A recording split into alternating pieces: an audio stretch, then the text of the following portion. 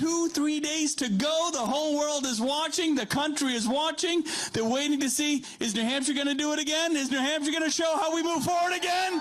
You're damn right we are. You're darn right we are. Look, we have been crisscrossing the state. I have had the honor of crisscrossing the state with Nikki for the past few days now. We've been everywhere. I thought I had infinite energy. I tell you what, it's really amazing to see whether we go to the diners, we go to the restaurants, we do the town halls, whatever it is. She's always there. She hits the last event of the day with the same energy as the first event of the day. And it's because she believes it. She sees it. She knows the optimism that we can gather here to turn this country around, to turn this party around, to galvanize folks together. And it is energizing when you see it. There's no doubt. Where were we today? We just came from, who loves Chick-fil-A? We just came from Chick-fil-A with Nikki. Hey, if you're in Nashua, you got to make the stop. She was over pouring beers at Peddlers, which is pretty awesome. And a Guinness is not easy to pour, by the way, but she nailed it. She nailed it. We were out in Ringe. We started in Manchester. We were out in Peterborough today. So she has been everywhere. It's really been great. Now, the key to all this is the vote. Getting out the vote, right? So you guys get it. You're here. So who are the friends and the neighbors and the coworkers and the weird uncles and the crazy cousins? Whatever. Bring your pets. I don't care who you got to bring on Tuesday. We got to get the vote up. The higher the vote turnout, the better chance we have of shocking the world and actually delivering a win. And it's possible. It is possible. Now, what are we trying to do? We got three missions here. Number one, we wanted to make it a one-on-one race between Haley and Trump, and it is. That's amazing. No one thought we could do that. We wanted to secure her at a minimum a second place. We're going to do that, but more importantly, build on that what comes out of Iowa. That's what we want to do. We want to keep building out of Iowa, build out of New Hampshire, give her a head of steam when she goes back to her home state of South Carolina. And that's going to be exciting.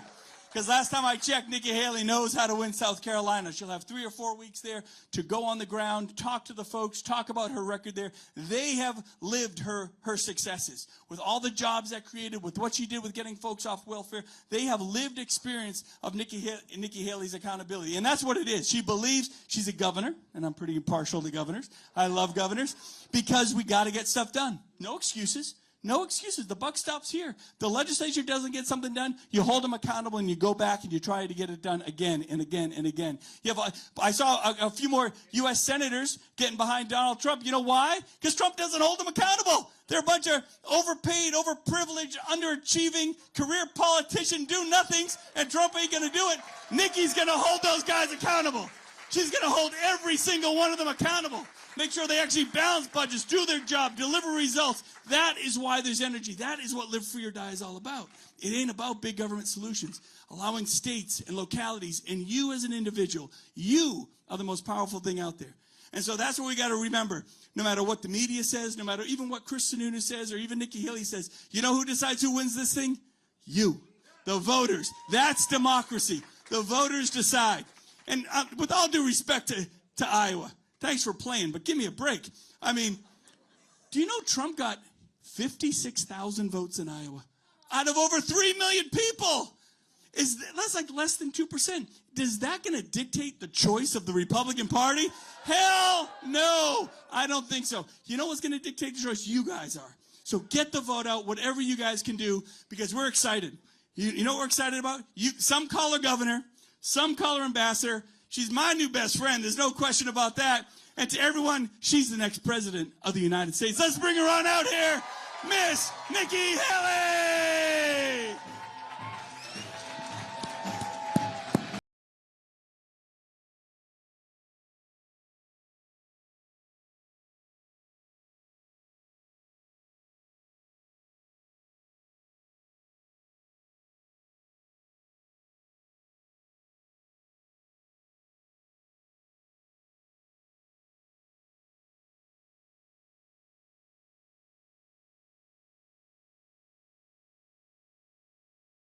What a great crowd. Thank you. I appreciate it.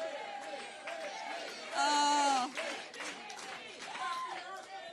Thank you very much. I appreciate it. It's been a great birthday for sure. We're thrilled that we've been able to spend it here in New Hampshire. You know, I got to say, you got to give it up for the coolest governor in America, Chris Sununu.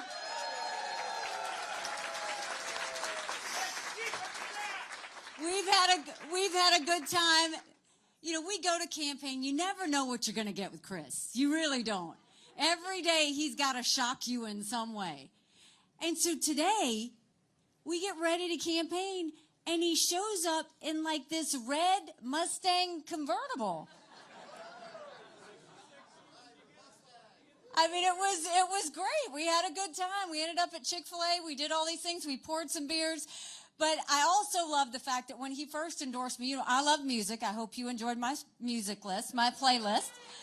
And so, you know, my favorite story is that obviously they were going to give him a walkout song. And so everybody should pick out their own walkout song. I didn't know what it was because I hadn't had a chance to talk to him about it. And we get ready to walk out for the first event. And they introduce him. And he picks Welcome to the Jungle by Guns N' Roses. And I looked at him and I was like, nice. That was really good. Because my first concert was Motley Crue and Guns N' Roses opened up for him. So I was like, okay, we're going to have a good time. So, but give it up for Chris Sununu. He's fantastic. Thank you.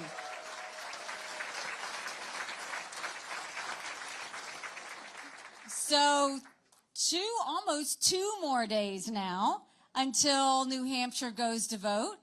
And I know how excited you are. I'm excited because I've spent the last 11 months campaigning, touching every hand, answering every question, being the last person to leave. But I know y'all are excited because it's 2 more days until the commercials go away and all the mail goes away and all of that. And you have been patient and we appreciate it. But boy, do you have a big decision to make on Tuesday. And, you know, just think about where we are right now. Times are tough. And you don't have to turn on the news for them to tell you how tough they are. We are $34 trillion in debt. We're having to borrow money just to make our interest payments. China owns some of that debt. And I would love to tell you that Biden did that to us. And he sent us down this roller coaster of socialism that's dangerous. But I've always spoken in hard truths, and I'm going to do that with you tonight. Our Republicans did that to us too. You go back and look at that $2.2 trillion stimulus that they passed with no accountability that has now left us with 80 million Americans on Medicaid, 42 million Americans on food stamps. That's a third of our country. And at some point, you would have thought they would have realized it was our money that they were spending. But they didn't. You know, Congress only has one job, and that's to give us a budget on time. Do you know they've only given us a budget on time 4 times in 40 years? 4 times in 40 years. You know what I say to that?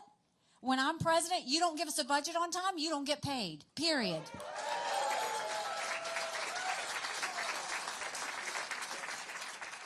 And don't you think it's finally time we had term limits in Washington, D.C.? Don't you think we need to have mental competency tests for anyone over the age of 75? Now, let me say this. I'm not being disrespectful when I say that. We all know 75-year-olds that can run circles around us. And then we know Joe Biden. You know I'm not wrong. These are people making decisions on our national security. Hi.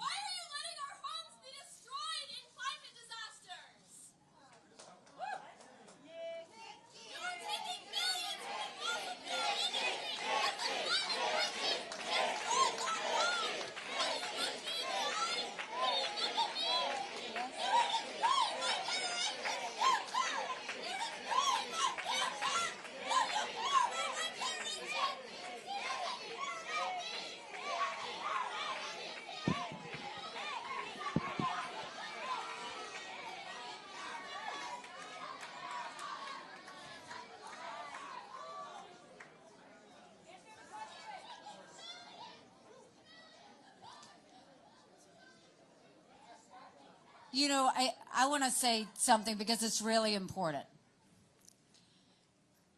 Don't boo someone like that. You know why? Because my husband and other military men and women sacrifice for us every day for her to be able to do that.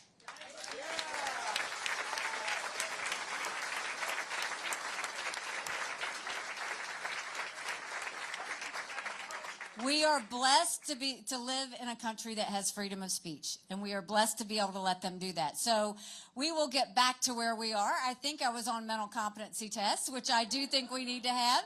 And the point... My community is suffering from asthma and cancer from the fossil fuel money that you are taking. How can you look at me in the eye? How can you look at my generation in the eye? Because of the fossil fuel you are taking. My community is suffering through asthma.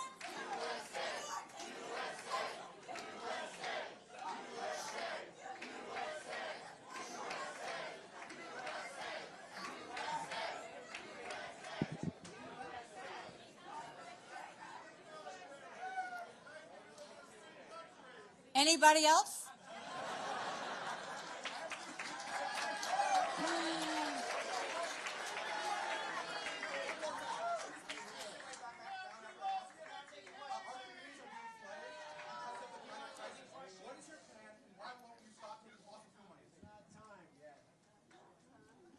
Anybody else?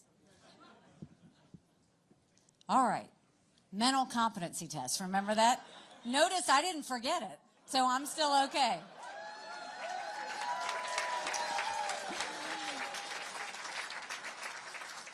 We want to make sure that we have people who can make these decisions on national security. Oh, geez.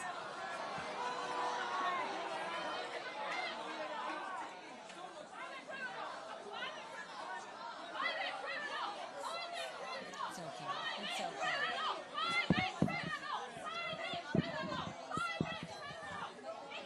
Nikki Haley says that we have free speech, but she's kicking out young people. I'm sure the president are back. Please don't.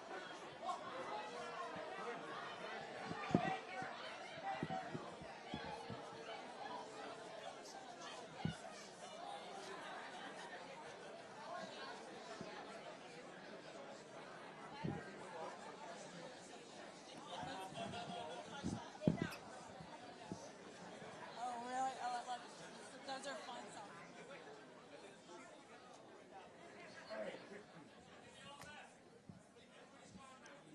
Well, see, you never come to a Dole rally, so anybody else? Say it now. Say your piece. All good? Okay.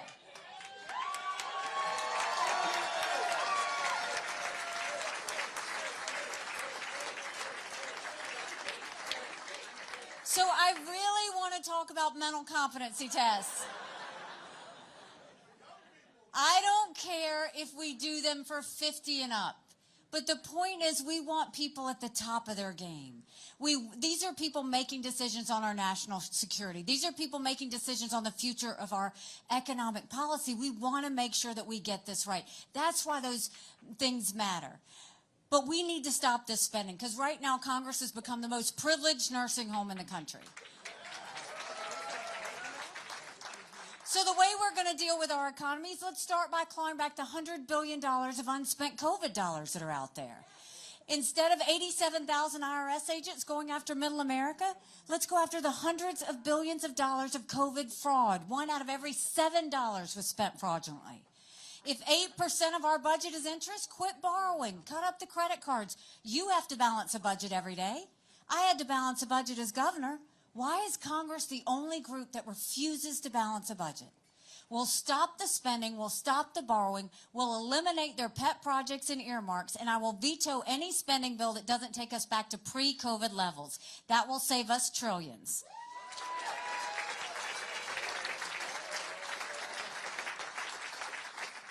Then we're going to reduce the size of the federal government by getting as many federal programs as we can and send them down to the states.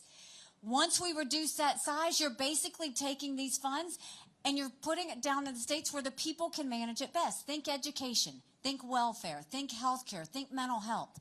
If we were able to move that down with no strings and allow those support services to work better and controlled by the states. And then we want to make sure that we open up the middle class. We're watching the rich get richer and the poor get poorer. We're going to eliminate the federal gas and diesel tax in this country. We're going to cut taxes on the middle class so they can breathe. We're going to simplify those brackets. And we're going to make small business tax cuts permanent. They made them temporary. We're going to make them permanent.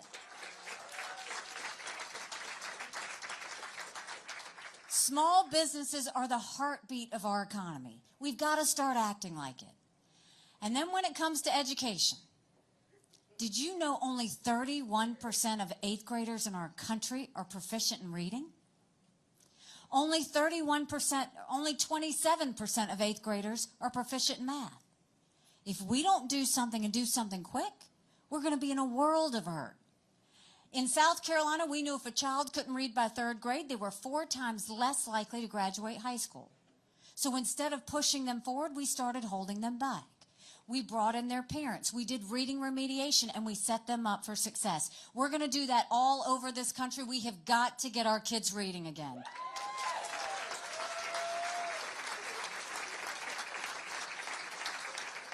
And no parent should ever wonder what's being said or taught to their child in the classroom. We need complete transparency in the classroom. We will make sure every curriculum is online for parents to see so they never have to wonder. As parents, we've got one job, and that's to make sure we do right by our kids. That's why we want to make sure that every parent decides what mode of education or what school their child goes to. That's the best way to set them up for success. And then let's start building things again. Let's put vocational classes back into our high schools.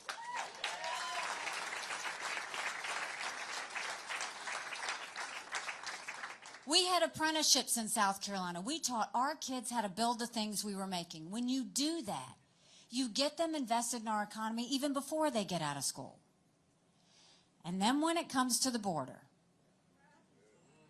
this doesn't even seem like the United States of America anymore.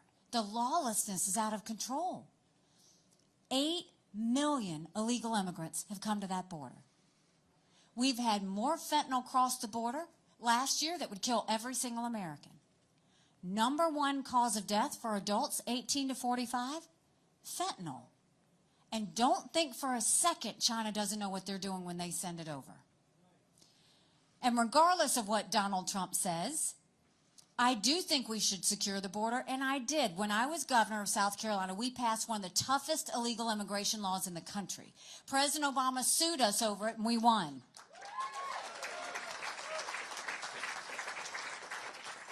We'll do that same thing, and we'll go national with it. We'll do a national E-Verify program and require every business prove that the people they hire are in this country legally.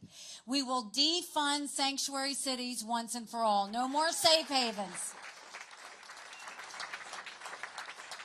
We'll put 25,000 Border Patrol and ICE agents on the ground and let them do their job. We'll go back to the Remain in Mexico policy so that no one even steps foot on U.S. soil. And instead of catch and release, we'll go to catch and deport.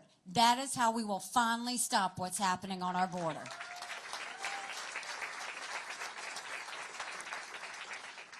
And my parents taught me that you take care of those who take care of you. I'm going to ask you if we're taking care of those who take care of us. Right now in America, over 35,000 veterans are homeless. 1 in 3 suffers from PTSD or thoughts of suicide.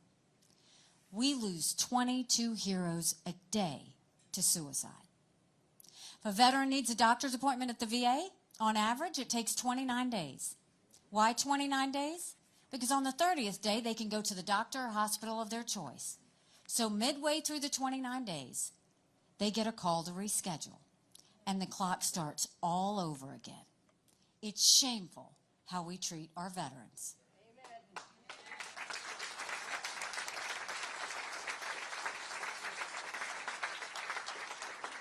Now, I'm the proud wife of a combat veteran. He served in Afghanistan, and the day he came home to us was a lot of prayers answered. But that was the easy part. When we got home, life got hard. Michael couldn't hear loud noises. He couldn't be in crowds. Life had passed him by for the year that he was gone, and the transition was tough. We can't just love our men and women when they're gone. We got to love them when they come back home, too.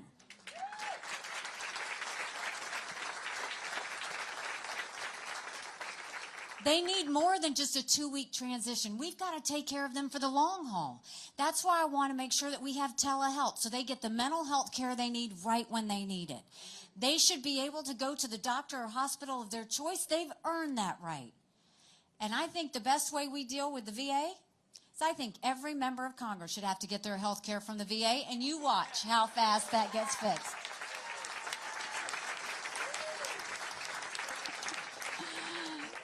It'll be the best health care you've ever seen, guaranteed. And there were 2 things when I was at the United Nations that Russia, China, and Iran never wanted us to have. They never wanted us to have a strong military, and they never wanted us to be energy independent. We won't just be energy independent, we will be energy dominant. We will get the EPA out of our way. They care right now more about sagebrush lizards than they do about whether we can afford our utility bill. We'll speed up our permits. We will make sure we get our pipelines, including the Keystone Pipeline. We will export as much liquefied natural gas as we can. We'll do nuclear power. We will make sure that we're doing an all-of-the-above energy approach. No more going hat in hand to Saudi Arabia, and no more getting dirty oil from Iran and Venezuela.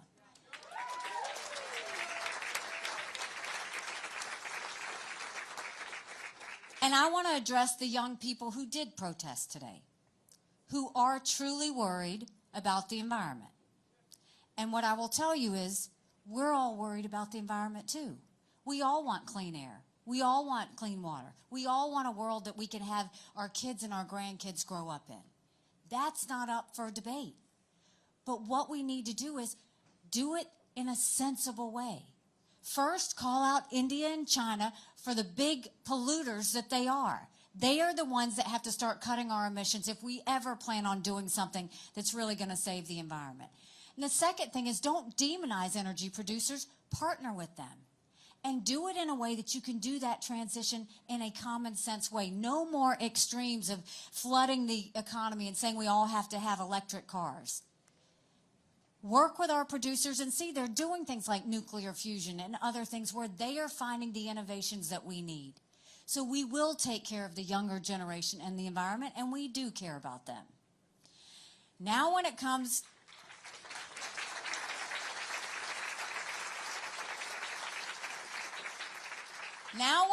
to national security, the world is on fire, literally. We've got a war in Europe. We've got a war in the Middle East. We've got North Korea testing intercontinental ballistic missiles capable of hitting the U.S., and China's on the march. Make no mistake, none of this would have happened had we not had that debacle in Afghanistan. The idea that my husband and his military brothers and sisters had to watch us leave Bagram Air Force Base in the middle of the night without telling our allies who stood shoulder to shoulder with us for decades because we asked them to be there. Think about what that told our friends. More importantly, think about what that told our enemies. And now you look at the situation, and nobody knows what to do. Congress is just sitting there scratching their heads over it. But not only do you have to worry about those wars, what about our number one national security threat, which is China? China has been building up and preparing for war with us for years. That's not an exaggeration. They've already infiltrated our country. They bought 400,000 acres of U.S. soil, most recently near Grand Forks Air Force Base, where our most sensitive drone technology is. They put millions of dollars into our universities, stealing our research, spreading Chinese propaganda. Everybody got upset with the Chinese spy balloon, right? Rightfully so. China said it was a weather balloon. It didn't go over South Carolina because we have beautiful beaches, and we do. It went over South Carolina because we're a massive military state. And that balloon connected with a U.S. internet company and picked up all that surveillance and sent it to China. The fact that we have 90% of our law enforcement drones are Chinese. Think about the mini surveillance that's happening. You've got Chinese police stations throughout our country. You've got a Chinese spy base going off our shores in Cuba. They continue to get technology that builds up their military and threatens America. The Biden administration approved 70% of that last year. Trump approved even more than that, despite his National Security Council telling him not to. More Americans have died of fentanyl than the Iraq, Afghanistan, and Vietnam wars combined. 75,000 Americans last year alone. And China's building up their military at a scary pace. They now have 500 nuclear warheads. That's 100 more than they had last year. They've built the largest naval fleet in the world. They have 370 ships. They'll have 400 ships in 2 years. We won't even have 350 ships in 2 decades. They're doing artificial intelligence. They're doing cyber. They're doing space. They've developed hypersonic missiles. We've barely gotten started. And now they're the lead developer of neurostrike weapons. Weapons engineered to change the brain activity of military commanders and segments of the population. So don't ever let Biden tell you that China is a competitor. I dealt with them every single day that I was at the United Nations. They never saw us as a competitor. They always saw us as an enemy. We have to start looking at them the way they look at us. So how do we deal with China? You start by no more sale of our U.S. soil to China, and let's take back the land they've already purchased.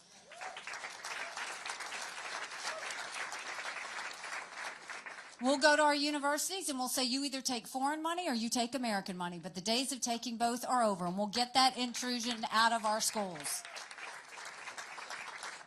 We will blacklist all the technology that helps them and hurts America, and we will go to China and say, we're going to end all normal trade relations with you until you stop murdering Americans with fentanyl. You watch how fast they move because they need our economy.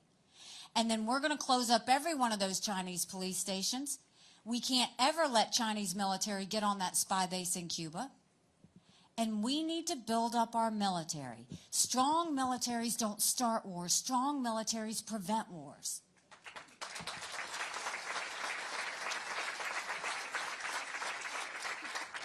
And that doesn't mean you throw a bunch of money at the Department of Defense.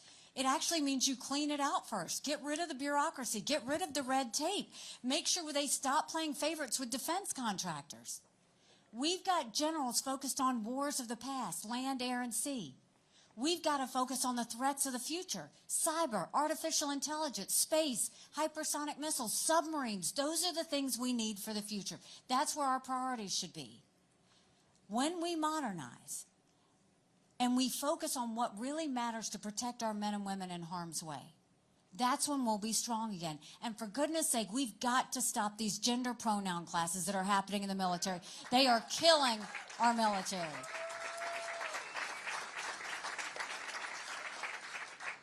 So we know what we have to do. Our number one goal should always be to prevent war. Our goal should be national security. How do we protect Americans? And we can do that. We can face all these threats, but you don't face them by putting your head in the sand. You face them by getting in front of it and telling countries what we expect of them. So we have the answers for our domestic solutions, and we have the solutions for our national security. But now we've got to talk about some hard truths. Here's my hard truth. I voted for Donald Trump twice. I was proud to serve America in his administration. I agree with a lot of his policies. But rightly or wrongly, chaos follows him. You know I'm right. Chaos follows him. And we can't have a country in disarray and a world on fire and go through 4 more years of chaos. We will not survive it.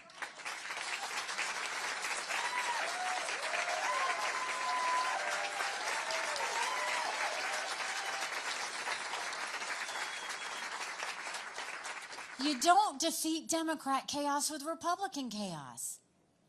And something else that should send a chill up every person's spine. The thought of a President Kamala Harris. Because a vote for Joe Biden is a vote for Kamala Harris. And she's waiting in the wings. And we can't have another nail biter of an election. And this is where the other hard truth comes in. Head to head, in every one of the general election polls, Trump and Biden are in a dead heat. He can say whatever he wants. They're in a dead heat. On a good day, he might be up by 2 points. That's margin of error.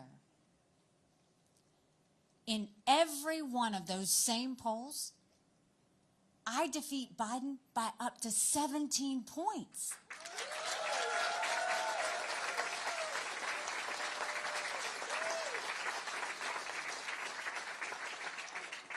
After the loss of 2018, after the loss of 2020, after the loss of 2022, we can't do that again. And you know, a poll just came out yesterday, and it was a general election poll for New Hampshire. And what it showed is Trump loses New Hampshire in a general election by 7 points. I beat Biden in New Hampshire. I beat Biden in all the swing states. And you win by 17 points. That's not just about the presidency. That's House, that's Senate, that's governorships. That's changing the face of our government across the board. But you win by double digits. You're going into D.C. with a mandate to stop the wasteful spending and get our economy back on track.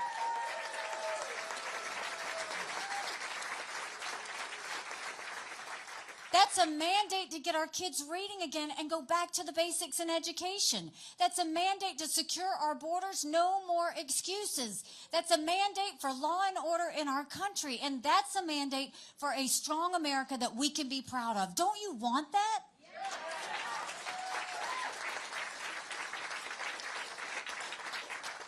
Because we could have that. But in order to have that, it's going to take a lot of courage. Courage from every single person in this room. Courage for me to run. And courage for every one of you to know. Don't complain about what happens in a general election if you don't play in this primary on Tuesday. It matters.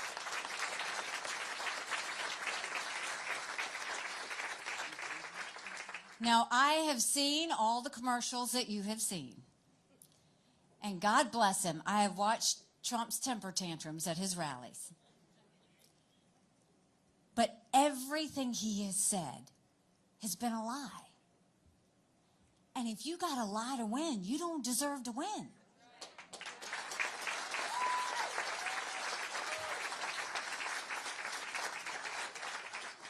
But let me explain it to you. Because if he's going to lie about me, I'm going to tell you the truth about him. He said that I raised taxes. I've never raised a single tax. He, on the contrary, proposed a 25-cent gas tax increase to us in 2018 when he was president. He said that I'll destroy our economy. The economy under Trump was good, right? At what cost?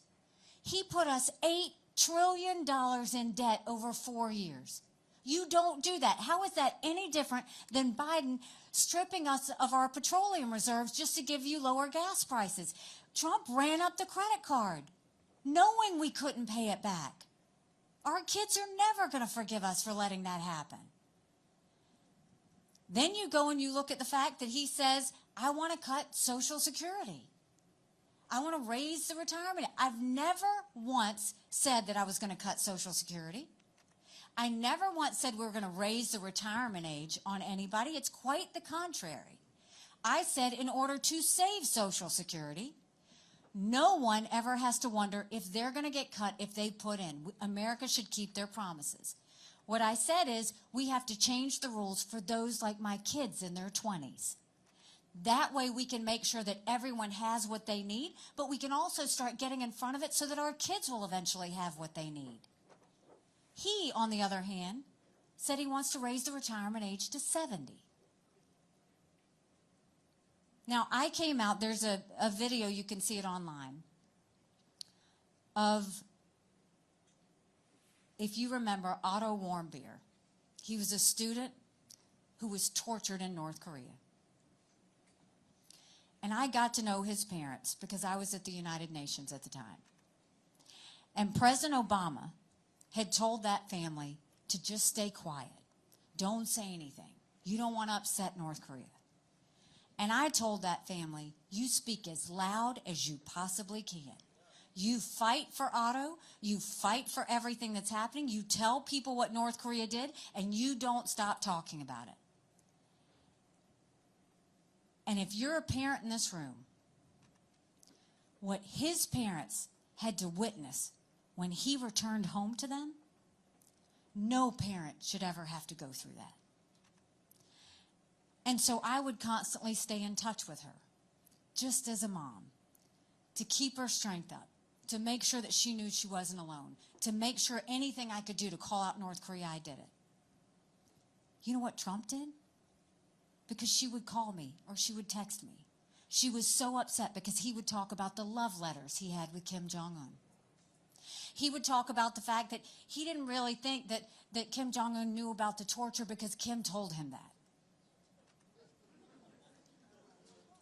When the world is on fire, you want to talk about a contrast in foreign policy? You don't befriend dictators and thugs who want to kill us.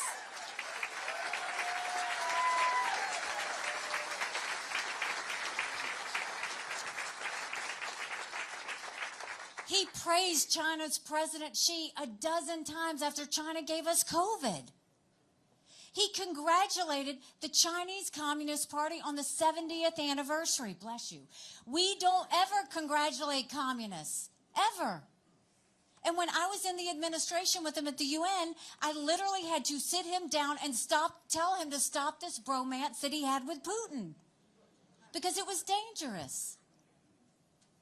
We have to start being smart. We're trying to prevent war. And so in order to do that, you've got to put your enemies on their heels. So when you have to go vote, this is a decision on, do you want more of the same or do you want to go forward? More of the same is not just Joe Biden. More of the same is also Donald Trump. Because if you look at this, 70% of Americans don't want to see a Trump-Biden rematch.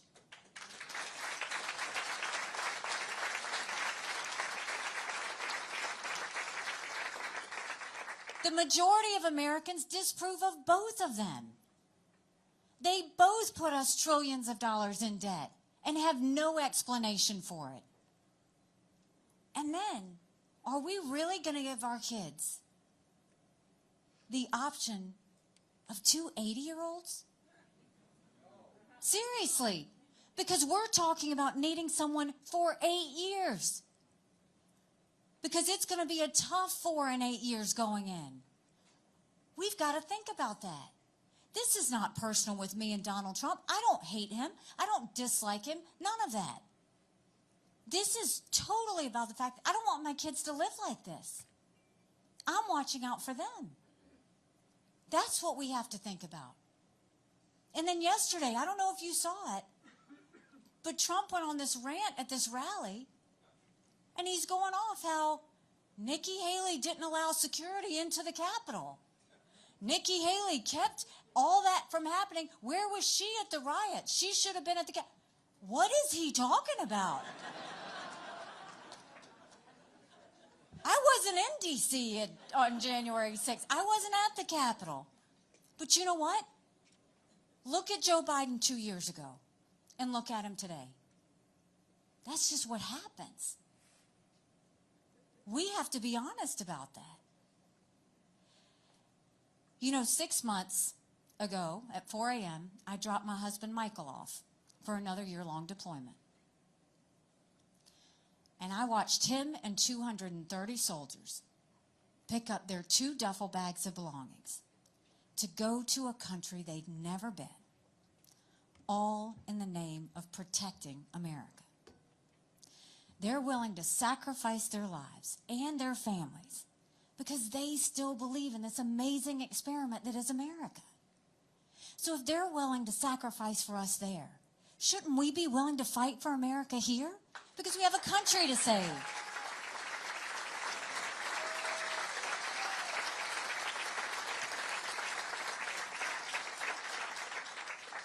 We do have a country to save.